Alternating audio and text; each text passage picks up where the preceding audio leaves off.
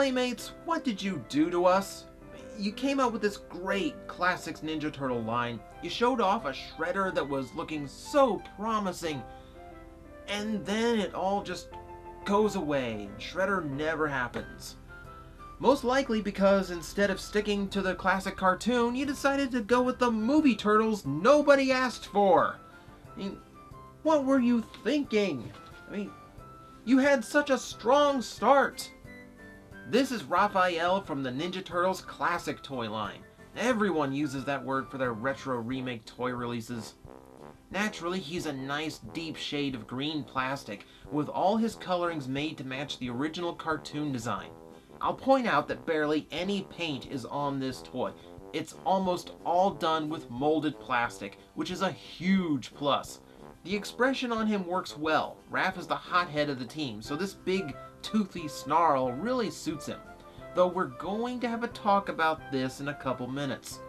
Naturally, the sculpt is great all around. Raph is muscular in the right places and proportion-wise is pretty spot on. Maybe a little bit off the cartoon model, but not by a whole lot. It's good enough of a cartoon match for little things to annoy me, like the R belt buckle not matching the cartoon design, instead being based on how it looked on the toy. For articulation, he is loaded. Ball-jointed neck and torso, which leaves a cut in the plastron that isn't too bad, and the shell is attached to the top of his back so that doesn't break appearance. Shoulders are universal, biceps swivel, elbows are double jointed, hindered only by the strap of the elbow pad, wrists rotate, and all fingers and thumbs are hinged. The wrists are actually universally jointed, but the wristbands stop that from working well. Below the waist, diagonal ball joints give his legs a lot of good range and a thigh swivel that looks more natural. Double hinged knees again blocked by a strap, ankles with back and forth tilt and rotation, and individual toes.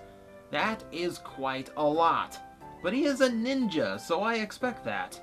If you need accessory, he has a display stand complete with name and logo, and of course it's a manhole cover. And naturally he has his trademark size. These can be stored in his belt like the old toy, and the hinges of the fingers are tight enough to hold them without a problem. Also, he can hold them by the forks for added awesome points. The grip isn't as tight, but I love that they sized it that way. Now, this is the part where I get a little bit honest with you. Raph is not my favorite Ninja Turtle. He's not even number 2. So why did he make the cut for Toycember? He's the only one in character! The toy-style grimaces and cartoon aesthetic clash, and only Raph looks like he's in character. Even Mikey looks ticked off, and that's so not him. These things needed swappable heads so much.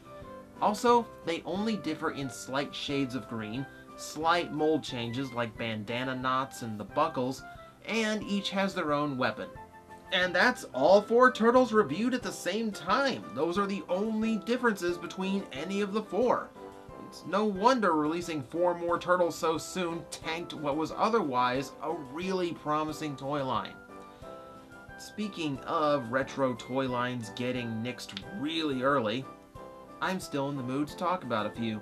So when we open tomorrow's presents, we're going back to the 80s for something released a few years ago.